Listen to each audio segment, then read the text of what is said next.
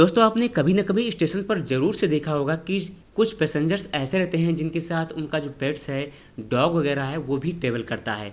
तो क्या आपको पता है कि अगर आपको ट्रेन में कोई पेट्स ले जाना है, कोई डॉग वगैरह आपका ले जाना है, तो उसका प्रोसेस क्या होता है, कौन से डॉक्यूमेंट्स लगते हैं, क्या क्या चीज़ें जो हैं उसमें लगती हैं और किस तरह की प्रॉब्लम्स आती है इस कंडीशन में। तो अगर आपको नहीं पता तो ये वीडियो आपको ज़रूर से देखना चाहिए। वैसे जो है आज के इस वीडियो में बात करने वाला हूँ कि ट्रेन में आप अपने पेट्स के साथ कैसे सफ़र कर सकते हैं और क्या क्या चीज़ें इसमें जो है होती हैं। और स्पेशली जो है इसके लिए एक व्यूअर ने मेरे रिक्वेस्ट किया है कि ट्रेन में अगर डॉग को ले जाना है तो उसका प्रोसेस क्या होता है, और इनका नाम है जानवी ठाकुर।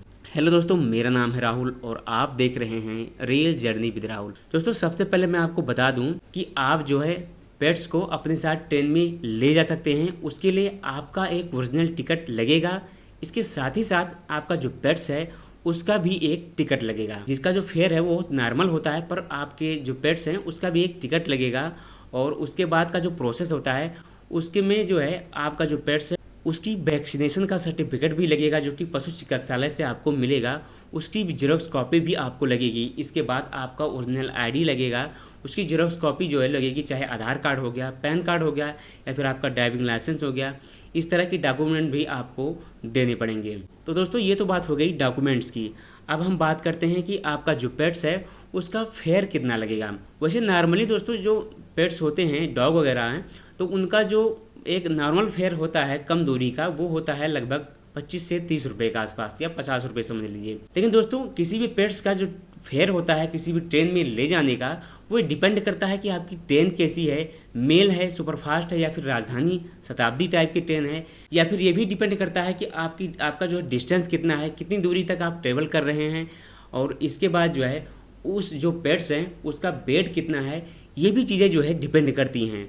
तो आई थिंक अब आप समझ गए होंगे कि किसी पेट्स का जो फेयर है वो डिपेंड करता है कि ट्रेन किस प्रकार की है, उसका वेट कितना है, और आप कितनी दूरी तक ट्रेवल करते हैं। तो ये तीनों चीज़ें जो है मैटर करती हैं कि कितना फेयर आपको लगने वाला है। वैसे जितना कि मुझे पता है ज़्यादा फेयर नहीं लगता है फ़िलहाल, तो आई थिंक अब आप समझ गए होंगे। तो चलिए इसके बाद हम और कुछ बेसिक चीज़ें जानते हैं, जैसे कि अगर आप स्लीपर क्लास, AC 3 टायर या AC 2 टायर में सफ़र कर रहे हैं तो आप अपने पेट्स को अपने साथ नहीं ले जा सकते हैं। उसको उस ट्रेन के ब्रेक वैन या लगेज वैन में जो है उसको बुक कराना पड़ेगा। टिकट तो लगेगी ही, उसको अपने साथ नहीं कैरी कर सकते हैं, उसको ब्रेक वैन में बुक कराना पड़ेगा।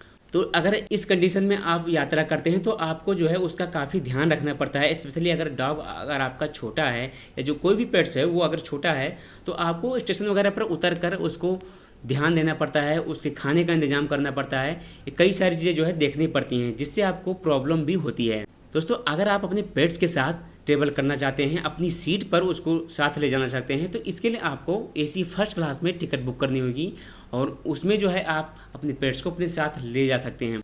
लेकिन उसमें भी जो है कुछ कंडीशन हैं, जैसे कि अगर फर्स्ट AC में आप टिकट बुक करते हैं, और स्पेशली अगर आप जो है सिंगल पर्सन हैं, तो नॉर्मल है कि आपको जो है केबिन मिलने वाला है।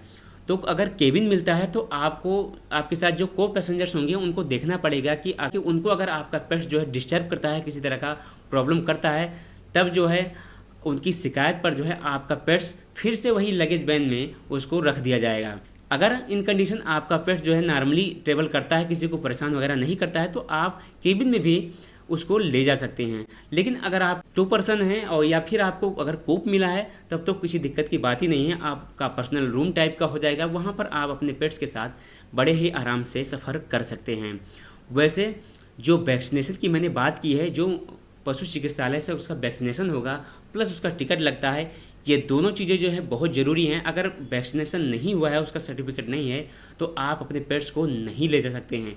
अगर इन केस बिना वैक्सीनेशन के आप ले जाते हैं तो आप पर जुर्माना भी लगाया जा सकता है। दोस्तों इसके अलावा जो है कुछ और चीज़ें भी मैटर करती हैं, जैसे कि आपका जो टिकट है पेट्स का, वो जो है केवल स्टेशन से ही मिलेगा, वो ऑनलाइन नहीं बुक होता है। तो इस चीज़ का भी आपको ध्यान रखना है। तो जब भी आप अपने पेट्स के साथ ट्रेन में ट्रेवल करें, उसका टिकट जब बुक करना हो तो आप स्टेशन पर जो है थोड़ा टाइम से पहुंच जाएं।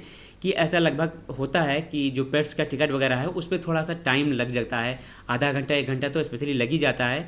या फिर कुछ स्टेशन ऐसे भी होते हैं जो थोड़ा और अच्छे से काम करते हैं, तो वो भी चीज़ें वहाँ मैनेज हो जाती हैं। लेकिन वैसे कंडीशन में जो है आप थोड़ा सा पहले स्टेशन पहुँचे, जहाँ पर जो है आपको किसी तरह की दिक्कत ना हो। और इसके बाद जो है मैंने डॉक्यूमेंट्स जो आपको चाहिए वो मैंने आपको क्लियरली सब बता दिए हैं। इसके बाद जो है आप अपने पेट्स के साथ आराम से ट्रेवल कर सकते हैं। दोस्तों आई थिंक अब आपको अच्छी तरह से समझ में आ गया होगा कि एक पेट्स को अगर ट्रेन में ले जाना हो तो उसमें क्या क्या चीज़ें लगती हैं, क्या क्या डॉक्यूमेंट्स लगते हैं, कौन से रूल हैं जो इसको फॉलो करना है और क्या क्या कंडीशन होती हैं, ये सभी चीज़ें मैंने इस वीडियो में क्लियरली बता दी हैं। फिर भी अगर आपको अभी भी कोई डाउट है तो मुझे नीचे कमेंट करके ज़रूर पूछेगा, मैं उसका रिप्लाई आपको ज़रूर से दूंगा। तो फिलहाल आज के वीडियो में बस इतना ही रखते हैं, मिलते हैं आपसे जल्दी एक ऐसे ही नई वीडियो में ऐसी ही नई जानकारी के साथ। तब तक के लिए जय Hind and God bless you all.